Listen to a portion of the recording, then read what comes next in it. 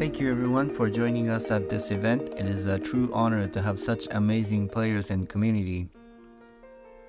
In this special event, I would like to take you all back in time and share all the explorations we have done before the game finally took its form as what we know today as Sky. It blows my mind to realize how far Sky has come and how many of our dreams have actually come true. It has been quite a journey, full of hopes and wonders, some struggles of course, but the result was miraculous. Inspirations led to many ideas. I have collected so many ideas that they may seem random and overwhelming, but I hope these evolutions of ideas is entertaining and worth your watch. Let's get started. So in the beginning, we can't start without mentioning this game. It is called Cloud, and it's a game made by our creative director Japan when he was in school. The game is about a sick child on a hospital bed, dreaming about flying beyond clouds. You don't fight or compete. This emotional experience inspired so many people and showed how games could have a wider range of emotions. This game is why that game company has formed, and this is the origin of the kind of the game we are making today. Another important work to mention is the Giant by the artist N.C. Wyeth. This work, which is said to have been imagined with thoughts of a deceased student and his own children, beautifully expresses the fascination and grandeur of the world as seen through the eyes of children. With those two works as inspiration, we wanted to make a game that captures that emotion, an emotion of returning to childhood and adventure into the world through the eyes of child. This work was done by Ki Jang, also known as Jackie. And this was about the time when I joined the team.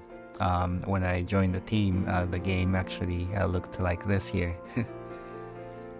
So my job was to first imagine what the game and the world could look like. So I started by imagining how the game would start. A tiny nameless island surrounded by big cumulus clouds. I tried to put myself into the world and imagine the situation. A familiar, nostalgic world where big cumulus cloud awaits you ahead. I knew this is a game about flying, but I wanted to push on the nostalgic feel first and imagine the flight to be more like a dream. I started with sketches, literally dreaming about situations that evoked nostalgia and the pleasure of flying. This is artwork by Tom Zhao, which captures one of our early concept of juxtaposition of nostalgia and wonder. At this time, we were exploring the idea of making a familiar modern world to have you fly over, like soaring over the California. If you have taken that ride before, it's pretty cool. We made many prototypes about this, but still weren't able to capture the essence of the experience we were after. So let me step back one moment to talk about the year I joined the team. This is a story of 2012. And this was the year when Journey was released. The game was received so well, and we heard so many voices asking us to make this experience available to more people. Journey was about connecting a player with another player, and people really felt the human-to-human connection. And we learned that people wanted more of this. So the next game, we really wanted to enhance this experience and make more people connect. So with that in mind, considering the connection, the third inspiration for the game we came up was the overview effect. The overview effect describes a cognitive transformation observed in some astronauts when they gaze upon Earth from space. This awe-inspiring sight against the vastness of the cosmos triggered the intense emotions, fostering a profound appreciation for our planet's fragility and a deep connection to humanity as a whole. These are concept sketches done by Genova and Jackie, imagining the moment when your players feel the connection to humanity. And this concept made us realize that the core of our game is connection, human-to-human connection. For me personally, this sketch helped me with a significant breakthrough in understanding the core of the game. It is not the amazing landscape or dreamlike scenario, but what comes center in our experience is the connection with the other players. Then the question is, what kind of world would help serve a stage to tell a story about connection? What is connection to begin with? How do we visualize them, and how do we tell the story? We knew we wanted to fly above clouds and eventually reach the atmosphere for the overview effect. Then we tried to imagine what things would make such journey. These are all artworks done by Evan Vieira. Then we came to realize water particles have this similar cycle. They are on ground but evaporates, and then they fly up into sky, then becomes clouds, and then fall back onto the ground. We found this very intriguing, and we tried to apply this into a story. It's a story of a cycle of particles all heading towards the storm to be purified and then to be reborn again. With those particle story in mind, we then tried again to reimagine the world, the look of the world and that they travel through. Tried to imagine a world above clouds. Maybe these particles are physical form of people's dreams and memories. When they travel through clouds, maybe clouds reflect those memories and make that into physical forms. I have personally been fascinated by clouds and have observed many clouds. Staring at clouds and imagining shapes on them was my second nature, so it was pretty fun time to sketch out clouds, shaping them like a piece of clay. Tried many iterations, trying to get a sense of a world from them. But then soon I realized that a world made entirely by clouds makes the world a little unrelatable. We live on grounds, and things on grounds give us way more context to play with. But the dilemma was that we wanted to make a game about flight in sky. So I thought, why not bring the ground itself up into the sky? So I tried thinking about a ground that floats. But my issue here was that I tried too hard making these terrains to look exotic, and this was still not very relatable. So then I went back and onto the ground again, going back to my origin and imagining how I would start the game. What is it that makes you feel like you want to fly, and how can you make a scene that evokes this emotion of longing for flight? And there's something to this concept, an isle beginning, a call to adventure. We have iterated on this first level of the game the most, but it's interesting to see how the concept of an island at the first level stayed true until the end.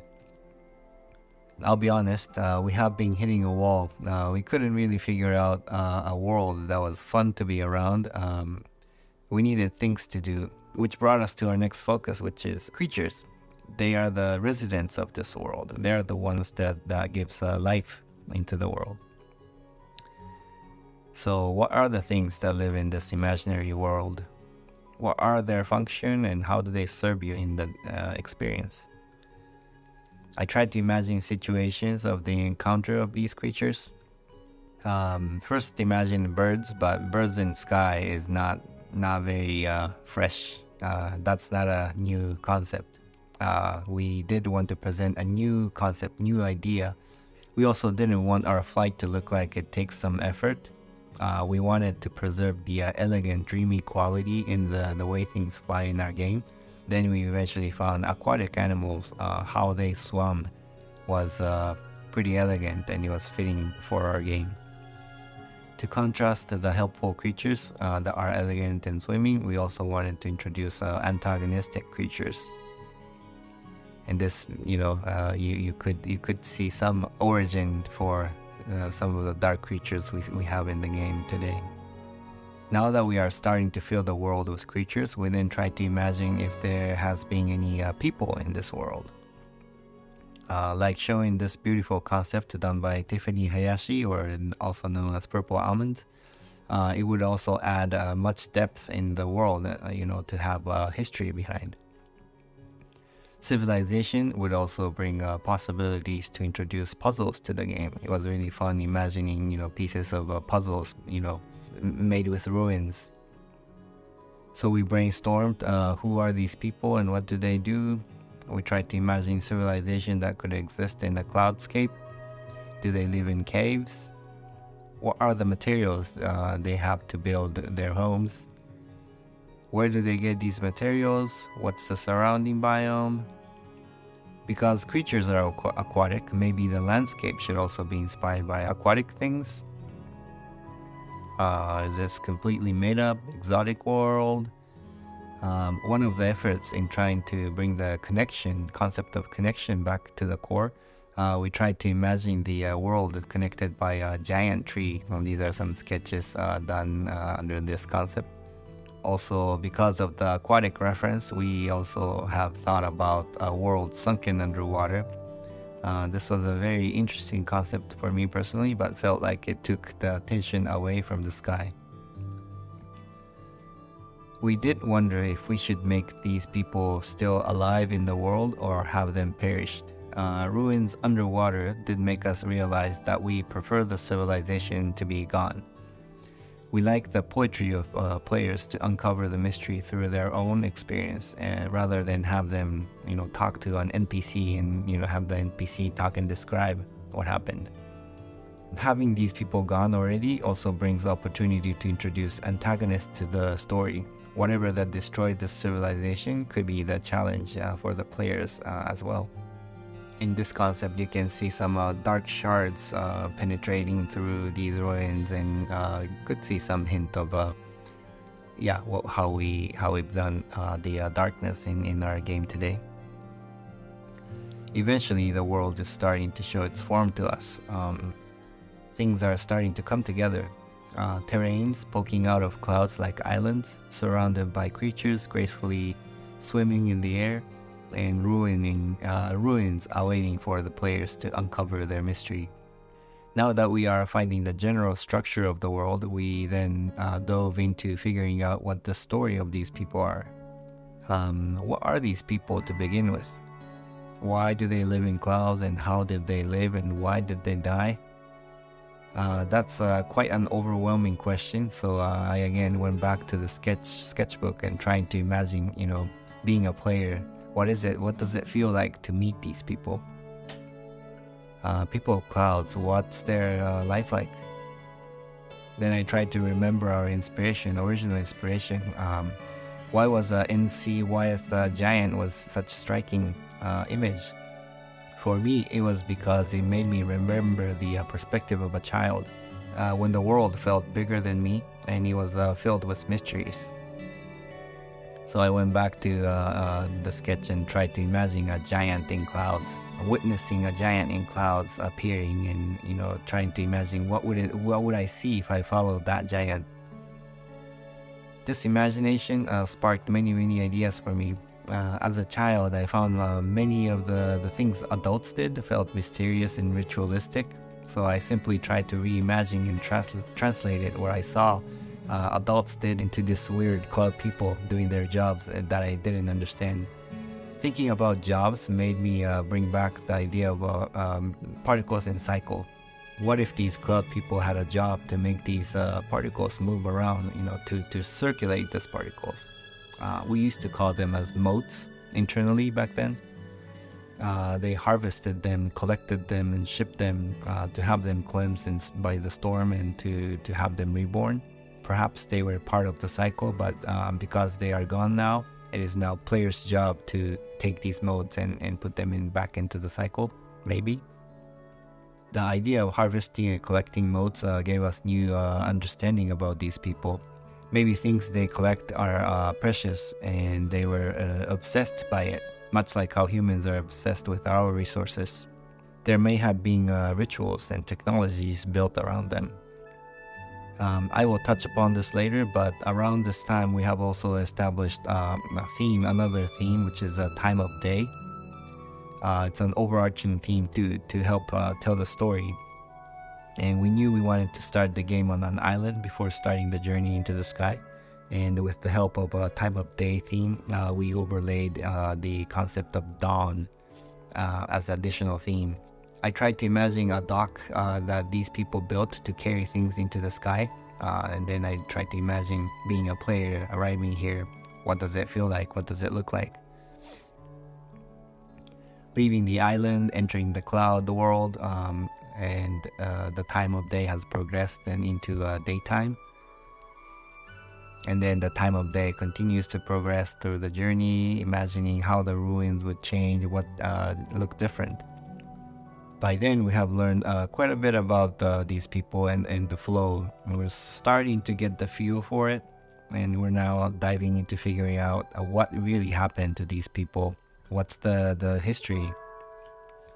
One disclaimer is that these things I'm showing, and these are ideas that led to what it is Sky today, and it's not the official lore of the Sky. This is preliminary ideas, just so you know. People needed these resources to survive, but nature also needs them to sustain the cycle of life. With the resources, eventually people develops technology and gains power, and they prosper. But conflict with nature escalates. And eventually there was a war, and it incurred a heavy sacrifice. You might recognize some similarity in what you see here in the sketch with what we see in the game. This concept certainly became a base for what it is known as a golden wasteland today. There was also a concept of an oracle who predicted this war, who then prepared an evacuation plan for their people. Players were never meant to see this in full glimpse, but I was hoping to leave some hints behind about this gigantic ship that they built to evacuate their people, like Noah's Ark. And continue to brainstorm many ideas, mainly trying to imagine a story that made sense for players to take a leap into the storm. I do want to preserve the mystery of what we decided for the final story of the game, so I will not go into too much detail here, but just sharing some more brainstorm sketches about the ancestral history. And then you might have recognized some similarities in the characters shown in these preliminary sketches with the spirits in the game and elders in the game. Let me talk a little more about the exploration that led to the design of our elders. We are talking about stories now, but don't forget that we are making a game. It's an experience. Characters we introduce in the game has to have a significance in the player's experience. Prototyping the game, we came to realize that we needed a strong beat after each major sections of the game, like how we fight bosses at the end of the levels. So the original idea of our so-called quote-unquote boss was some sort of guardians that presented challenges to the players before they could move on to the next level. We concepted different ideas about a character that could provide interesting gameplay along with an evocative story. We knew that we needed multiple of these guardians across the game, and wanted to give them different characteristics to each. I was looking at different myths and stories about gods and guardians, and learned that we often use animals as a way to represent different characteristics of unique gods. So I also tried to find various animals, creatures that represented the emotion of each of the levels, and tried to convert them into different characters. Designing different animals is fun, but it's also very costly to do, so I had to imagine another version where animals are more of a symbolism that was left in statues, but the characters themselves are more of a spirits that appeared in more of a human form and human scale. This sparked some inspiration for imagining figures that are cursed.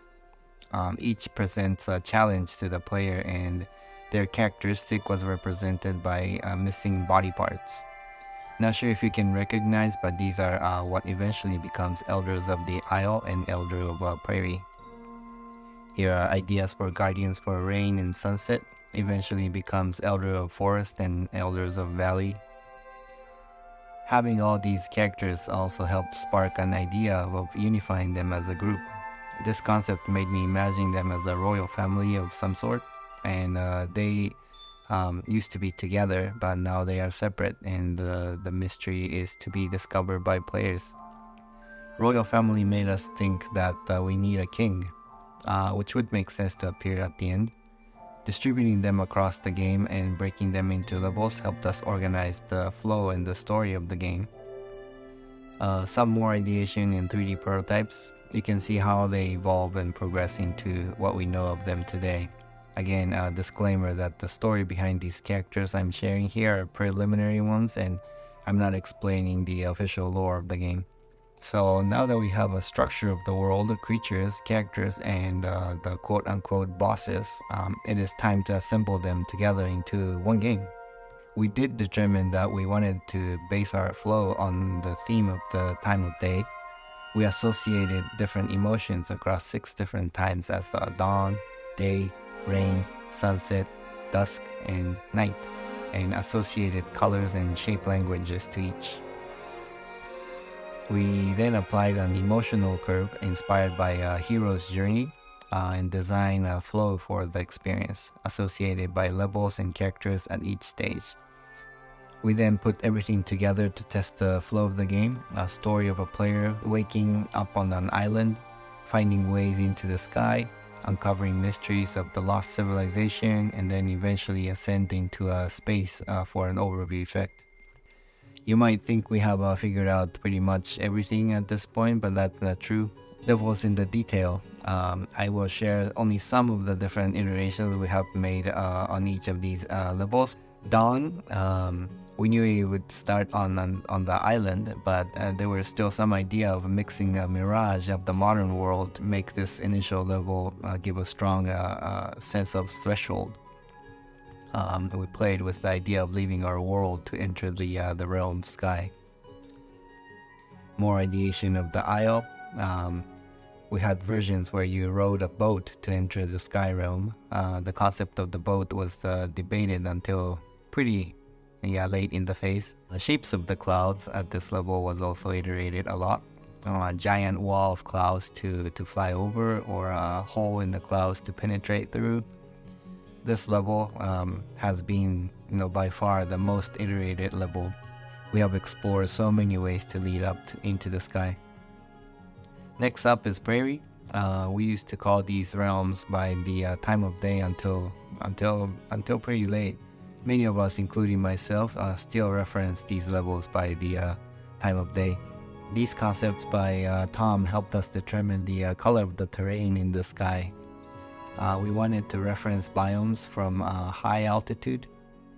Here a concept of bird's nest. This is pretty close to what we see in our game today in Prairie. We have settled on round and soft shape language because of the secondary layered theme of a human life. This is the second stage after the birth. It's the childhood stage, so we wanted everything to be round and soft.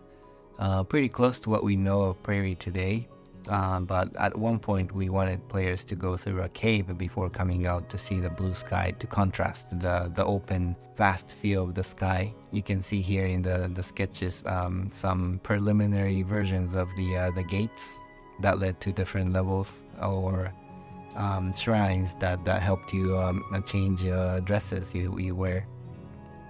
And then forest. We needed emotional curve that dips down a bit, so we added rain as another time of day. Rain was another tricky level. This was probably the most iterated level after dawn.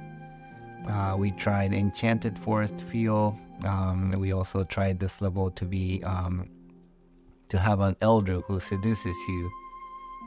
We also tried to make this level like puzzles or mazes, trying to visualize complexity of the adolescence as the human life theme. This is the third level. After childhood, you became adolescence. There's a mixed emotion. This is a time of the life where your emotion is really complicated. So we tried to also represent that visually.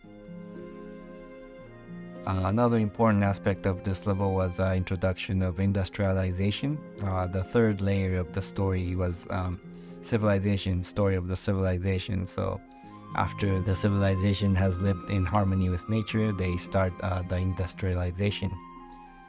Early concept of the temple shows the dark stone penetrating through the building, and the interior of the temple is also looking very different. After the rain is sunset, emotion raises to a peak. We wanted the gameplay to be more dynamic here, most dynamic. It represents the peak of your life when everything is exciting. This concept by Tom really captured the emotion we wanted for this level. The peak of mountains penetrating through the clouds also became base for our starting area of the Valley of Triumph.